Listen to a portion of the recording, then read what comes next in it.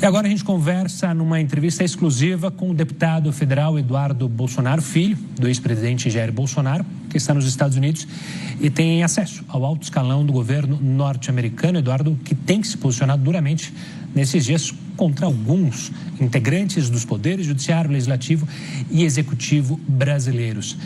Deputado, primeiramente, obrigado pela participação aqui conosco, agradecer pela entrevista e pelo seu tempo aqui na Record News. Eu que agradeço, Gustavo, Renata, estamos à disposição para quaisquer esclarecimentos. Deputado, eu quero começar justamente com isso que a gente veio começando a falar.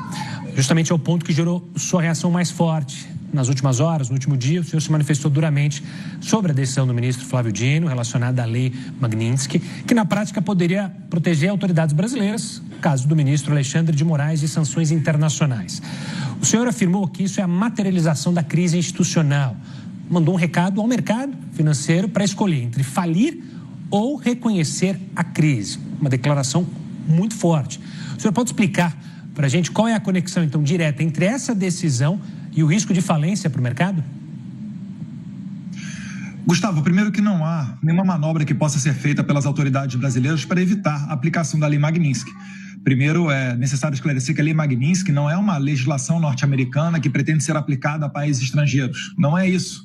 É uma lei que diz respeito apenas aos Estados Unidos, que diz o seguinte, basicamente: aqueles que pretendem, ter os privilégios e acessar o mercado financeiro norte-americano têm que respeitar a lista da OFAC. Como na lista da OFAC tem lá como violador de direitos humanos, que na minha opinião é Alexandre de Moraes, devido à lesão, prisão de Daniel Silveira, Felipe Martins, entre outros casos, aqueles bancos e instituições financeiras que se relacionarem com essa pessoa, Alexandre de Moraes, não poderão ter acesso ao sistema financeiro norte-americano. E contra isso não há nada que os brasileiros possam fazer. Eu vejo muitas pessoas ainda no estágio da negação, achando que conseguirão, de alguma maneira, burlar.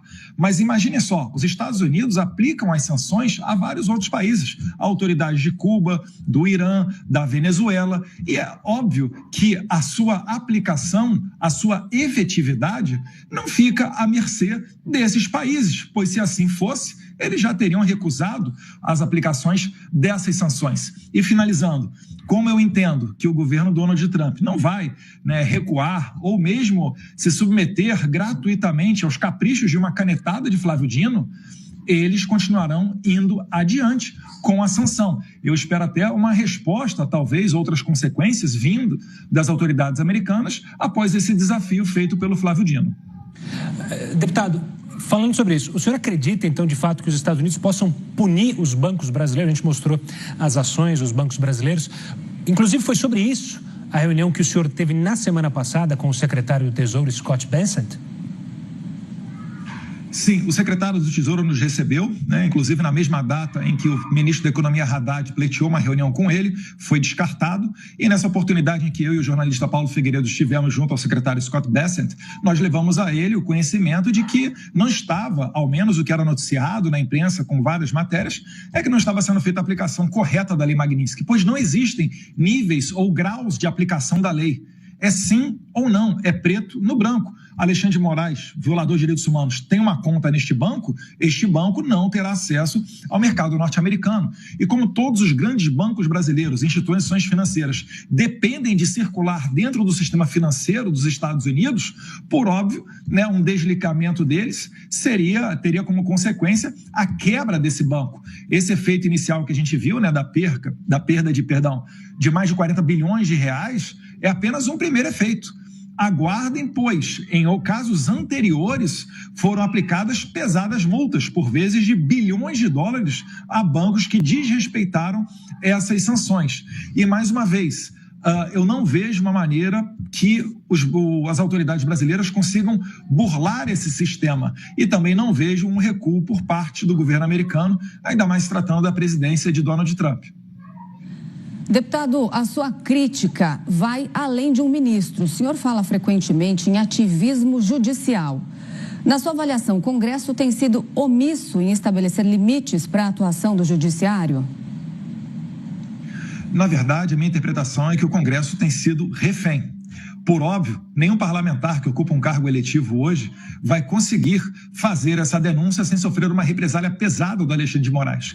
Mas eu trago para vocês aqui da Record um bastidor. Eu estava no plenário quando, por exemplo, por ocasião da manutenção da prisão preventiva de Daniel Silveira. E alguns colegas, não foi um ou dois não, conversaram comigo dizendo, olha, recebi ordem aqui do meu líder, recebi ordem do presidente do meu partido, que vai ser só uma semana de prisão, eu não gostaria, mas terei que votar pela prisão de Daniel Silveira. Enfim, naquele momento, ao que parece, Alexandre de Moraes tomou gosto pela interferência dentro do Congresso Nacional. E a base dessa ameaça é que está catapultando, nesse momento, o Congresso a analisar a retirada do foro por prerrogativa de função do Supremo Tribunal Federal, para que ele saia, né, desse cabresto, porque essa relação é uma relação criminosa, é uma relação de extorsão, que acontece muito nos bastidores, mas todos em Brasília têm conhecimento dela. Então, a minha intenção, ao pressionar aqui, fazer pressão com sanções internacionais contra Alexandre de Moraes, é resultar na liberdade do Congresso Nacional. Eu quero que Davi Alcolumbre e Hugo Mota não recebam mais a visita, né, no caso o pai do Hugo Mota ou o suplente de Davi Alcolumbre, a visita da Polícia Federal a mando de Alexandre de Moraes ou de Flávio Dino. Eu quero dar independência ao Congresso Nacional. Esse é o meu objetivo. Deputado, seu pai, o ex-presidente Jair Bolsonaro, está em prisão domiciliar. Como que o senhor consegue manter algum tipo de notícia? Que tipo de informação o senhor recebe sobre ele? Acontece por meio de parentes?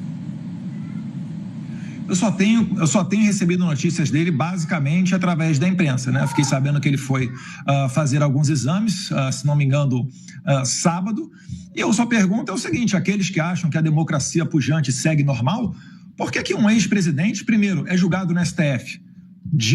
Lula e Temer foram julgados na primeira instância. E por que antes de qualquer condenação, ele não pode se expressar nas redes sociais, não pode falar com seu filho, não pode sair de casa, não tem seu passaporte, enfim, sendo que Jair Bolsonaro cumpriu com todas as ordens, ainda crendo ilegais, mas cumpriu com todas as ordens de Alexandre de Moraes. Então isso daí prova aquilo que nós sempre falamos, que o Brasil está vivendo uma ditadura, e isso tem impacto aqui no exterior. Você não encontra nenhuma imprensa, mesmo aquelas com viés mais à esquerda, fazendo uma defesa efusiva de Alexandre de Moraes. Pergunto a vocês, alguém do Congresso Nacional norte-americano faz uma defesa pública de Moraes? Não faz. Porque é consenso aqui, determinadas matérias são consenso. Não tem como você defender uma pessoa que censura, que tira o X do Brasil, que congela as contas da Starlink, que manda senhorinhas para a cadeia como se fossem terroristas. O que nós estamos pleiteando aqui é apenas um resgate da normalidade institucional brasileira, tal qual Trump falou, finalizando, na sua carta ao presidente Lula, e em seu primeiro parágrafo, ele trata lá a perseguição a Jair Bolsonaro, seus familiares e seus apoiadores. Minha esposa aqui em casa está com a conta bancária bloqueada. Qual é a ameaça que a minha esposa faz contra a democracia brasileira? É óbvio que nenhuma. Então essa narrativa está caindo por água, não há mais retorno. Alexandre de Moraes vai ter que conviver com essas sanções e Flávio Dino, ao que tudo indica, entra fortemente no radar, pois a lei Magnitsky é clara, dizendo que aqueles que apoiam, às vezes até moralmente, o sancionado, incorrem em sofrer as chamadas sanções secundárias, que basicamente é o encerramento de todas essas contas bancárias, é a popularmente conhecida pena de morte financeira, né? A sanção OFAC. Deputado, ainda falando do seu pai, pessoas que visitaram ele recentemente disseram que ele estava bastante abatido. O senhor se preocupa com o estado emocional do ex-presidente? Sim, eu até acredito que a intenção do Alexandre de Moraes é justamente essa, né? É tentar destruir fisicamente o Jair Bolsonaro. Todos sabem que ele não representa uma ameaça à democracia, passou 4 anos como chefe do Supremo das Forças Armadas, não tomou nenhuma atitude nesse sentido. Antes de deixar o poder, nomeou os chefes de forças indicados por Lula e, inclusive, nem a delação do Cid embasa algo dizendo que Bolsonaro tentaria dar um golpe. Ou mesmo, né, um dos generais que hoje está preso, estava irritado com Jair Bolsonaro porque ele não tomava nenhuma conduta mais agressiva, mais radical. Então, é óbvio, não houve nenhuma tentativa de golpe e o Jair Bolsonaro está sendo injustiçado. É claro que ele vai ficar triste, é claro que ele vai acabar tendo esse tipo de sentimento, mas eu acredito que, com fé em Deus, a gente vai atravessar esse momento e vai sair do outro lado ainda mais forte. Deputado, houve uma melhora na popularidade do presidente Lula depois das sanções e das tarifas americanas. O que o senhor acha disso? Eu não estou preocupado com cálculo político. E essa melhora, na verdade, ela foi uma oscilação. Ele cresceu 3%, depois já retornou a cair. Não tem como você sustentar uma narrativa até a eleição do ano que vem. Mas, mais uma vez, né, eu não estou fazendo cálculo político. E eu acredito que a liberdade está, inclusive, acima da economia. Eu, inclusive, alertei aquela delegação de senadores que veio aos Estados Unidos, ou mesmo governadores mais à direita, dizendo que não basta, né, não vai surtir o efeito você tratar dessa questão com os Estados Unidos apenas pelo viés comercial. O próprio Trump, em sua carta, ele abre dizendo que existe uma crise institucional no Brasil. E é por isso que o meu humilde conselho é que uma sinalização que colocaria o Brasil numa boa posição numa mesa de negociação com o governo Trump seria colocar em pauta a anistia, para começar a sarar, né, essa ferida que está aberta no Brasil. E eu já me dispus, agora publicamente de novo, a colocar Davi Alcolumbre e Hugo Mota dentro da Casa Branca, para que possam retornar ao Brasil como os grandes aquelas pessoas que vão capitanear esse tratado de paz, uma redução ou, quem sabe, até extinção das tarifas. Eu não estou preocupado em ser o pai da criança. Eu quero ver o problema resolvido. Mas, para isso acontecer, o Brasil tem que dar uma sinalização. Até agora, aqui nos Estados Unidos, o que chega? Chega Alexandre de Moraes dobrando a aposta, botando tornozeleira em Bolsonaro, prendendo em seu domicílio. Agora, Flávio Dino com essa decisão, o Lula chupando jabuticaba. Realmente, aí fica complicado de você ter o respeito da economia número 1 do mundo. Deputado, eu sei que você falou que não está fazendo cálculo político, mas eu quero te fazer uma pergunta, porque recentemente os governadores alinhados mais à direita participaram de eventos, inclusive assinaram uma carta hoje conjunta para a presidência da COP30. Em todas essas ocasiões, não citaram nem defenderam publicamente o seu pai, o ex-presidente Jair Bolsonaro. Isso gerou críticas do seu irmão Carlos Bolsonaro, que os chamou de ratos. O senhor compartilhou essas críticas. Isso é um corte de relações com essa ala mais à direita da oposição ou é apenas algo pontual? Eles vão ter que lidar com a cobrança da população.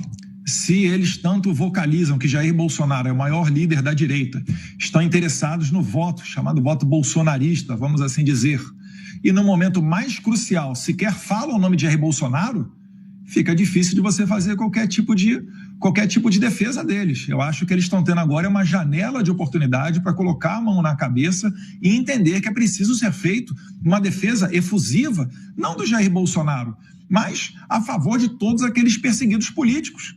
O que a gente quer no político é que ele leve adiante as bandeiras que você tem no coração. Não tem como você olhar, né, para pessoa que tem deficiência física, hoje está presa com risco de fuga, Clezão morto, Daniel Silveira atacado lá, Anderson Torres, General Braga Neto, Jair Bolsonaro, e você vai achar o quê? Que esses governadores, ainda que com rótulo de mais à direita, essas pessoas é que vão guiar o Brasil para um momento de prosperidade, enfrentando e batendo de frente com esse sistema? Obviamente, se antes de sentarem na cadeira presidencial já não fazem qualquer tipo de enfrentamento, não será depois de eleito que o farão. Então, eu achei até o Carlos Bolsonaro suave nas suas críticas, eu me contive um pouco, mas vai chegar um momento em que a cobrança vai vir. E pode ter certeza, né? O povo não vai poupar falas a essas pessoas que, num momento crucial, optaram pelo silêncio. De alguma maneira, te incomoda essa movimentação dos governadores, desses pré-candidatos às eleições de 2026? Não, eu acho que só vai mostrando para a população realmente o caráter de cada pessoa, né? Lamentavelmente, a todos aqueles que nesse momento também, né, se pretendem enfrentar o sistema, como Jair Bolsonaro ou como eu, vai ficar difícil de você, nesse momento, conseguir, né, se pleitear uma candidatura para o ano que vem. É óbvio que um Alexandre de Moraes forte, ele vai deixar todos nós inelegíveis. Mas eu te pergunto, vale a pena você ser presidente, ser deputado federal, ser senador, sendo que você não pode falar na plenitude tudo aquilo que seus representados te pedem? Se você não pode defender as bandeiras que eles te pedem? Eu prefiro 1000 vezes o exílio do que ser um deputado biônico ou um senador biônico do Alexandre de Moraes. E isso daí tem se comprovado, por exemplo, em números na rede social. Eu tenho, em média, a cada 2, 3 dias, eu tenho angariado aí cerca de 100 mil seguidores novos no Instagram, nas outras redes assim também. Então, eu acho que a população me apoia. Quando eu tenho contato com algum brasileiro aqui em aeroporto ou quando encontro pela rua, alguns chegam até a chorar, né? Falando, pelo amor de Deus, a nossa última esperança são vocês. Se não vier nada daqui de fora, o Brasil vai virar Venezuela. E eu concordo com eles. A gente está vivendo um momento muito crucial. Mas, mais uma vez, eu tenho fé em Deus que dentro de pouco tempo a gente vai conseguir avançar nas pautas da liberdade no Brasil. Deputado, um aliado seu, o empresário Paulo Figueiredo, declarou que vai à Europa com o senhor para pedir que sejam aplicadas sanções contra Alexandre de Moraes, também em países e empresas de locais como Espanha, Bélgica e Itália. O senhor realmente pretende fazer esse movimento? Há uma agenda definida? Nós estamos elaborando essa agenda, né? Está na fase da cogitação, do planejamento, mas é muito provável que ela saia. Provavelmente em setembro, sim, né? Isso daí não vai ser algo inédito. Eu sempre cito o caso do juiz da Suprema Corte venezuelana, Michael Moreno, em que ele foi inicialmente sancionado pelos Estados Unidos e depois, na sequência, também por Canadá e Europa. A gente pretende fazer esse mesmo movimento para com Alexandre de Moraes, esclarecendo as autoridades europeias daquilo que ocorre no Brasil. Muitas das vezes eles não têm conhecimento, estão preocupados com outras pautas. Na União Europeia, notoriamente, a invasão da Rússia à Ucrânia. Então, isso tudo daí é necessário. E nós já temos apoio, né? Em 2024, quando eu fui ao Parlamento Europeu, acompanhado de outros deputados brasileiros, a gente já conseguiu construir uma rede de relacionamento. E agora, por exemplo, que foi impetrada uma resolução para sancionar Alexandre de Moraes no Parlamento Europeu, ela não veio apenas com uma assinatura, mas sim com 16 assinaturas ao lado da do eurodeputado polonês Dominik Tarczyński, que nos apoia nessa investida, junto com os colegas do Partido Vox da Espanha e também do Partido Chega de Portugal. Deputado, o senhor pretende ou se preocupa em fazer algum tipo de consulta à Interpol para evitar uma possível prisão na Europa, caso haja algum tipo de movimentação do ministro Alexandre de Moraes nessa direção? O Alexandre de Moraes ele já tentou no passado prender e extraditar brasileiros, né? O Alan dos Santos nos Estados Unidos, os brasileiros que hoje estão lá na Argentina e também até do Oswaldo Eustáquio na Espanha. Todas essas tentativas de extradição foram infrutíferas e creio que ficará mais difícil agora, depois dele receber o rótulo de violador de direitos humanos pelos Estados Unidos. Mas é claro, eu tenho que me precaver, porque eu já sei como é que o meu oponente se comporta. Eu sei que o Alexandre de Moraes, ele é uma pessoa visceral. O Alexandre de Moraes, ele é aquela pessoa que fez aquele sinal obsceno no jogo do Corinthians. Ele é aquilo dali. Ele não é um juiz da Suprema Corte, uma pessoa de notório saber jurídico. Ele é uma pessoa de caráter baixo. Então, tem que me preocupar, porque eu sei que ele pode perfeitamente apelar para tentar me encarcerar no exterior. Então, na medida do possível, dentro dos meus contatos, da minha esfera de relacionamento, eu tento me precaver para evitar isso daí. Porque eu quero ter liberdade para denunciar as violações de direitos humanos. Até agora, o Alexandre de Moraes, ele não conseguiu comprovar o contrário. Ele só diz que o Eduardo Bolsonaro estragou a relação com os Estados Unidos, que atua com discurso de ódio, etc. Aquela mesma ladainha de acusações genéricas de sempre, ou então quando ele cria um crime dentro da sua cabeça, como, por exemplo, milícia digital, abre um inquérito e sai jogando todo mundo lá dentro. Eu não posso admitir que essa pessoa é que vai colocar um freio em mim. E já até adiantei, podem prender meu pai, eu não vou parar. Durante o governo do seu pai, o ex-presidente Jair Bolsonaro, a aposta era numa aliança estratégica preferencial com os Estados Unidos. O senhor acredita que se aquela política tivesse sido mantida, o Brasil estaria hoje isento dessas tarifas? Com certeza. Se antes, naquele tempo já, o Trump começou a taxar a importação para os Estados Unidos de aço, e o Jair Bolsonaro, através de uma boa tratativa com o presidente Trump, conseguiu excluir o Brasil dessa taxação, hoje em dia, nada disso estaria acontecendo. Até porque, com o Bolsonaro eleito, a gente não estaria vivendo essa crise institucional.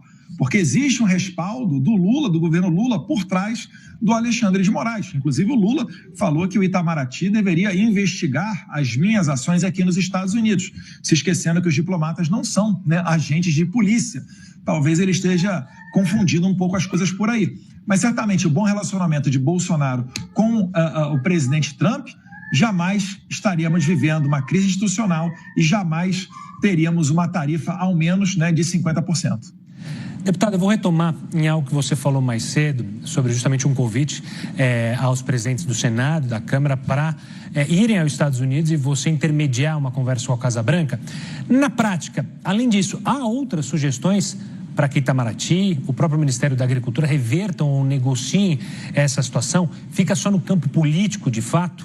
Setores como o agronegócio e a indústria siderúrgica, que formam, inclusive, uma base importante dos seus eleitores, são os mais afetados.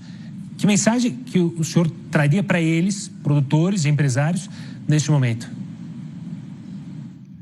Batam na porta correta. A porta correta está no STF e nas presidências da Câmara e depois na presidência do Senado, né? Eu não tenho como levar uma mensagem pedindo ao presidente Trump para que ele recue nas suas ações. Ele não fez isso nem com Ali Khamenei do Irã, ele bombardeou aquele país, ele conseguiu ganhar um maior rigor no controle de fronteira por parte do Canadá. Vocês já vão lembrar do Trudeau, que foi até Mar-a-Lago mesmo antes da posse de Trump. Ele conseguiu fazer com que o México fizesse a maior apreensão de fentanil da sua história, após, né, pressionar o México através de tarifas. Então, o Trump, ele ganha todas as disputas que ele entra. Não faz sentido imaginar, né, que vai ser uma canetada do Flávio Dino ou um apelo desse humilde deputado que vai fazer com que ele recue. Não há sentido para isso. É por isso que eu tenho batido na tecla. Faça uma sinalização. Ele falou da perseguição a Bolsonaro, seus apoiadores, da crise institucional. Atuem nessa medida, mas não resolvem dobrar a aposta. Agora está o Congresso, nesse momento, votando uma lei, né, com um fundo falso para a proteção da sociedade, mas na verdade é uma lei tratando de mais censura nas redes sociais. O Trump coloca isso na carta dele também, né? A censura, a regulamentação das Big Techs, o desrespeito com a empresa americana, como foi o caso do X e da Starlink, e o Brasil nada faz. Então, é preciso que as autoridades brasileiras coloquem a mão na consciência e entendam que o jogo mudou. O STF tem que entender que os tempos de interferência nos outros poderes acabaram. Para finalizar, o 02 do secretário de Estado Marco Rubio, o senhor Christopher Landau, foi claro e expresso, dizendo que o Brasil precisa retornar na harmonia entre os poderes. E ele cita ali os casos, ele traz um extenso post. É para qualquer um ver. Ele, inclusive, fala português muito bem. Acho que esse post está em português, a Embaixada Americana traduziu. Então, é mais ou menos por aí. Eu tenho absoluta certeza. Quando a anistia for para o plenário, isso já vai abrir uma oportunidade para reduzir as tarifas. Nós temos acompanhado que o preço da carne nos Estados Unidos atingiu mais de R$ 150 o quilo, um recorde histórico. O senhor acredita que existe uma possibilidade de reverter o tarifaço da carne? Há algum trabalho do senhor em função disso? Essa notícia eu vi hoje ela pela manhã. Eu fiz uma pesquisa, né? Estou morando aqui no Texas. Eu fiz uma pesquisa e eu não vi, confesso que eu não vi esse preço. Inclusive, eu vi uma carne Angus, né? Um corte de primeira linha, a um preço muito abaixo desse valor. Agora, essa questão comercial é referente aos Estados Unidos. O que ocorre é o seguinte: eles podem perfeitamente substituir as exportações de carne brasileira, né, do Brasil para os Estados Unidos, por outro país, né, Austrália, ou às vezes até um país europeu. Mas isso daí, mais uma vez, é a política interna deles aqui. O Trump, ele sabe que existe um custo para o mercado interno americano quando ele faz esse aumento de tarifas. E é por isso que muita gente acredita que ele não consegue levar isso a longo prazo. E então, o que o Trump faz, ele pressiona, porque ele sabe que se ambos os países forem se machucar, por óbvio, os Estados Unidos têm condição muito maior de sustentar essa guerra do que o Brasil. Os Estados Unidos têm muito mais reserva, têm muito mais acesso a outros mercados. Já o Brasil vai ter que reconhecer as suas limitações, a sua dependência do mercado americano e mesmo dos investimentos norte-americanos no Brasil, que são em torno de 250 bilhões de dólares. É mais do que os 5 outros melhores colocados nessa lista. Então, o Brasil é que tem que entender o seu tamanho com humildade, né, e sentar-se à mesa para negociar com o governo Trump. Tá certo, deputado. Quero agradecer a participação do senhor aqui conosco no Jornal da Record News, pelo tempo disponibilizado para responder as nossas perguntas. Obrigado. Eu que agradeço a oportunidade, vida longa à imprensa livre. Espero que os senhores não sejam, né, retaliados, porventura, de qualquer declaração minha. Fiquem com Deus. Obrigada, deputado.